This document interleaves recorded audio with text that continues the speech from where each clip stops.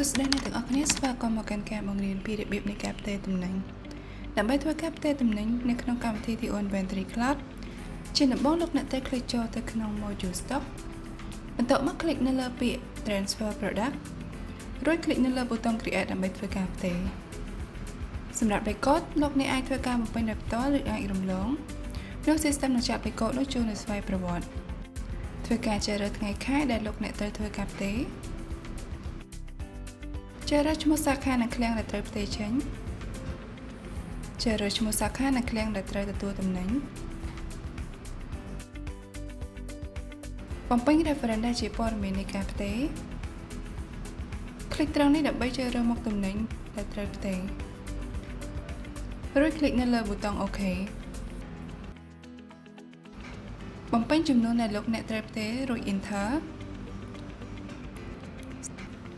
សម្រាប់ប្រភេទទំនិញដែលមានលេខស៊េរីលលោកអ្នកត្រូវបំពេញចំនួនដែលត្រូវផ្ទេរ Enter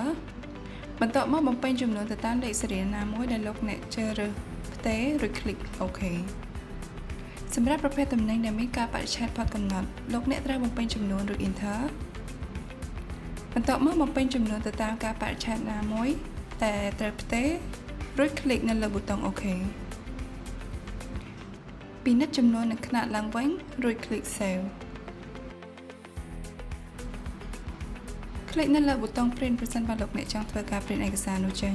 คลิกនៅលើប៊ូតុង Preview ដើម្បីពិនិត្យឡើងវិញឬคลิกនៅលើពាក្យ Continue ដើម្បីធ្វើការបញ្ចប់ដើម្បីពិនិត្យមើលប្រតិបត្តិការដែលបានផ្ទេរស្តុករួចលោកអ្នកអាចคลิกចូលទៅក្នុង Module Report ឬคลิกនៅលើពាក្យ Transfer ធ្វើការកំណត់កាលបរិច្ឆេទដែលលោកអ្នកចង់ឆែកคลิกនៅលើ Advanced Filter រួចបន្ថែមលក្ខខណ្ឌដែលលោកអ្នកចង់បាន